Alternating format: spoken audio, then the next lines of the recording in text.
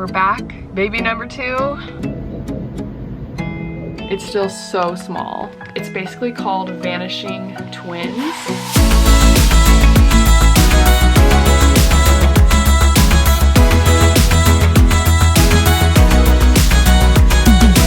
Good morning, guys. Welcome to today's video. Today is December 6th, and I am off to my very first doctor's appointment for baby number 2. And that's just so crazy. I kept even forgetting about the appointment because I just keep forgetting that I'm pregnant. I mean, other than the constant feeling of being nauseous, I just keep forgetting that I am. And especially since we haven't had an appointment yet, it just doesn't feel real yet. So today is gonna be an exciting day, and they're gonna do probably an ultrasound, at least with my first appointment with Kenai. They did a first ultrasound, and as you can tell, Jacob is not in the car with me, sadly. They are still not letting a support person come into the room with you under certain circumstances.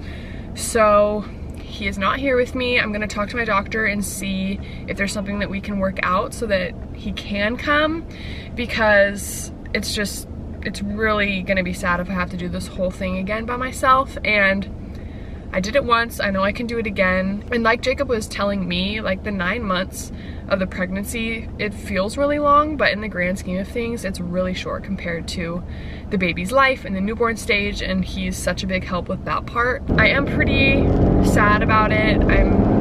You know, of course I want him to come, and I was hoping that he could, and in talking to friends who live in the same area as me, who have had babies recently, have said that their spouses have been able to come in with them. So it was kind of disheartening to hear that he can't.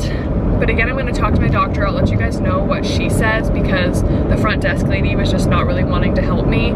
So I'll let you guys know the update on that, on baby, and I'm excited to like find out a due date. We know like a general due date is like mid-July, but it'll be good to like see how far along the baby's growth is and just all of the fun stuff. Of course, I'm not excited for being poked and, you know, all of that fun stuff, but again, I've done it once now, so I can definitely do it again. And something that has been also really weird with this pregnancy is the nausea. Like, normally I would go get a Starbucks, but the last couple of days, coffee has been making me so nauseous, just like the thought of it, which is so sad because I need coffee. But yeah, yesterday I didn't have any because the thought of it, I even passed a Starbucks and I was like, I just can't, the sound of it sounds awful. But that has been the one biggest difference from Kenai's pregnancy and this one, is I've been feeling super nauseous, and I haven't thrown up yet. So, I mean, I can't really complain, but it is like a constant nauseous feeling, which is just not fun at all. As of yesterday, I am 8 weeks, so I think most doctor's appointments do their first appointment at 8 weeks. And another difference with Kenai is, since we were in the middle of 2020, my first appointment at 8 weeks was over a FaceTime, which I was mad about in that moment, and I can't believe that it still was a FaceTime. I mean, I understand under the circumstances, but it's nice to be able to actually go in at 8 weeks, get the ultrasound today, and just have it be a way better experience. I will take you guys along with me. I'm gonna have to wear a mask again, do all of that good stuff, which I'm not looking forward to, but it's all for a good cause, right? So I will let you guys know when I get there, and I'll give you guys the whole update once the appointment's over. Okay, I just got here, but look at the fog layer. It was so thick coming in. It was so crazy. It was like all of a sudden, it was super thick. Makes it feel very cozy and warm. But I just got here. I'm a little bit early, so I'm just gonna sit in the car for a few minutes. But oh man, it's just so surreal being here, especially this time of year, because as you guys remember, or if you weren't following us, I was 9 months pregnant during this time. So I was coming here once a week during the whole Christmas season. It was just so crazy, like just the anticipation of waiting for him to get here and like wondering what day he would come. Now I'm back again, during Christmas time for our baby's first appointment. I am planning on finding out the gender at 10 weeks. So we're very excited for that. But yeah, we're very excited to find out the gender. Lots of our families have different suspicions, and Jacob has his suspicions, but we're gonna obviously do a whole other video on that. I was just so excited to like take Jacob to the office, like take him up the elevator into the room. Like I spent so much time, and it's not like traumatizing is the right word, but it's just, I guess, surreal just to be back. And it was going to be so crazy to bring Jacob, but it's crazy. We're back. Baby number 2.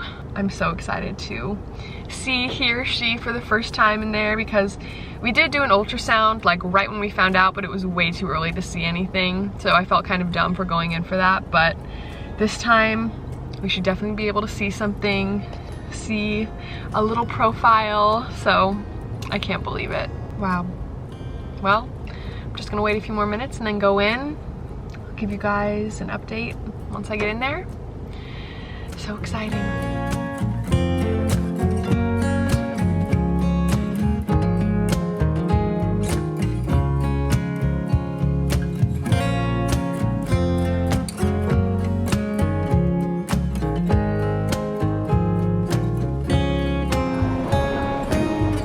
Here we go. Can't believe I'm back. Hi guys, so I am back from the appointment now. He is taking a nap right now, so hopefully I can talk through this quickly. But also I just got back from a hair appointment, so that's why my hair looks a little bit different. Whew, I am out of breath. But it is a few hours later. It's now almost 4 in the afternoon, and there are some updates to talk about. The appointment was extremely eventful for me. I guess let's just get into it. So she started with the ultrasound, and everything with the baby is completely healthy so far, which is amazing. She did end up finding a heartbeat. It took her a little bit, which kind of had me nervous, but she did end up finding it. After doing all the measurements, she realized that I'm actually not 8 weeks. I'm 7 weeks and 3-ish days. So she said my due date's off by about 5 days. So my new due date is July 22nd-ish, in that range. I kind of figured that was the case because of my cycles and everything before we got pregnant. And then she did the ultrasound, and I'll show you this picture. Part of it too is, since I'm so early, it's still so small. So there's the baby in the sack right there. It's still so small right there. And then as she kept looking, she was like, okay, I see something else on the ultrasound. I'll show you guys the pictures so you can see what I'm referring to. So here is the sack with the baby. And she was like, there's this other, oh, he's crying. There's like a little other sack over here next to it. And she said that she does see this pretty frequently, but it's basically called vanishing twins. She said it could not be this. She said most likely from her experience and everything that it is most likely that it was twins, and that the second twin has passed already, and that it passed super early. And even if I had come in to the doctors like a week later, they might not have even seen it at all. So since I came in so early, that is why it picked up on it. So this is the first sack right here, and then you can see like a little wall, and then this is the second one over here, and it's obviously empty. And then you can see the baby in this one. So she said it should have no effect on the baby that is still growing and alive in there, so that was good to hear. But she did say that it can play a role in if we do genetic testing, because the like blood of the other baby can still be like in me, if that makes sense. This is what I gained from my own research. She didn't tell me this, but she did say that it can have a, like it can play a role in genetic testing. Most of the reasons why the second twin passes is because of chromosome issues, and the body just rejects it on its own. And so that chromosome issue can still be in my blood, and so it can give a false positive for the baby that is growing and still inside of me. Again, I am not a nurse, I'm not a doctor. This is from me Googling the last 2 hours and trying to understand myself. But I mean, that makes total sense that it would still come up in my bloodstream and in the babies. What I thought was interesting in that is that before people did ultrasounds this early, is that people wouldn't even know that they had a vanishing twin until they gave birth, because you can tell in the placenta that there's like another placenta on top of it sometimes that's smaller. So I thought that was really interesting, and this baby is still healthy and alive, and we are blessed with being able to deliver it and have it in our arms. Then I would definitely be interested to see the placenta and ask the doctor if there's another one attached to it. We didn't see an embryo or a fetus inside of the second sac, if that makes sense. So I'll play those clips for you now so you can hear the exact words of what the doctor said, and then I'll come back. Okay, I'm in the room. Got the ultrasound TV and the little monitor over here. This is so crazy being back. So we're gonna get a look at little baby. So excited. Well, here's a baby in your uterus. There we go. That's the best view. Let me get a little closer. There's your peanut. There's that heartbeat, and you can see that flicker that's different than other flickers. A little bit of a peanut, just a little over a centimeter. Okay. And then when I looked in first, I see. So you see here, there's this kiddo right there. Yeah. Oh, maybe I can hear that one. That angle. Oh, maybe that's better. Anyway, so you see how there's like a little band right here? So that's one of two things. That could just be like an amniotic band. That's like how the sac developed. Or it could be a sac of a twin that didn't develop. Oh. It's really very small. Like seriously small. It's only probably about a centimeter. So there's nothing in there. Yeah. There's no, you don't have twins. Yeah. But there's that extra little sac there. So it's possible it was twins, because if it was, it passed very early. Okay. I think it looks more like a second gestational sac, because you can see what we call the lambda sign, which is like a big thick area here. It was a completely different egg. Okay. Versus the same egg.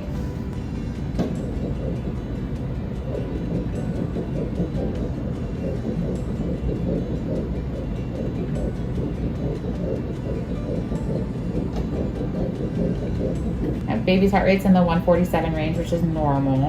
But looks good. Whenever we get a heartbeat on a kiddo, it's very less likely for miscarriage, but definitely if you're getting past 9 weeks. So still like a little risk time frame, but I think this looks really good. Okay. So as you can see, I feel like she was pretty confident in the fact that it was a vanishing twin, but we also can't be 100%. So today has kind of been a roller coaster just with that news. And again, I had to like deal with all this information and all this news by myself in the office. And then on top of that, I did have to get some blood drawn, and I passed out.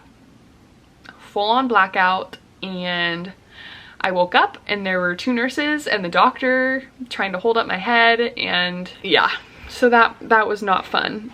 I did not pass out a single time with Kenai, and I think honestly it had to do with the fact of today I only had a protein shake for breakfast. I didn't think they were going to draw my blood today, so I would have eaten more, like a bagel or something. And then also with finding out that news of that maybe it was twins but now it's not, and dealing with all of this by myself and then having to go get my blood drawn. So all I remember is sitting there talking to the nurse, and then I remember getting really close to blacking out, asking the doctor for my water bottle, and then I don't remember anything after that. I couldn't have been out that long. I didn't really want to ask because I didn't really want to know, but that was not a fun experience. It felt like a super deep sleep. Like I remember almost dreaming too, and then waking up with my arm was like stuck in the side of the chair, and then the doctor was like holding my head up for me, and they were like, can you get onto the floor, because they wanted me to lay down. And so I like slid onto the floor and they had a pillow for me so I could like lay down fully and get blood back into my head and blood back everywhere, because they were like, your lips were white, like white as snow, like you did not have any color in your face. So that was a scary moment, especially being pregnant. Like, if it was just me passing out, I wouldn't have been as nervous, but it's like, is that safe for the baby? At least I was at a doctor's office and they knew what to do, and thanking God that I am okay and the baby's still okay.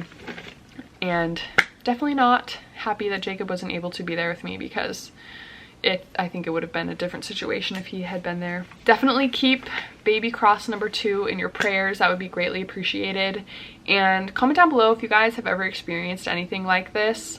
I'm trying to keep my composure and not be too emotional about it, because I know God has a plan for all of the babies that we have, and we're so blessed to even have one baby and to have this one on the way. And if it was a vanishing twin, then I know the twin is with God in heaven and is waiting for us one day. But yeah, definitely comment down below any advice or knowledge you guys have on this situation. Again, if you have gone through a similar situation, because I'd love to read through those stories. I'm gonna rest because between passing out and finding out all this information, I'm exhausted. And we're definitely gonna keep bringing you guys along on this journey, being open and honest with you. I know when people are honest on YouTube about their situations, it helps me a lot when I'm going through those kinds of similar situations. Yeah, hopefully this helped. Little girl, are you sleepy up there? Yeah, my next appointment is gonna be on the 13th of January, I think.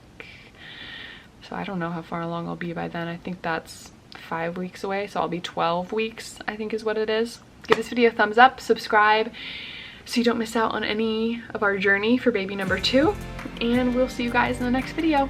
Bye.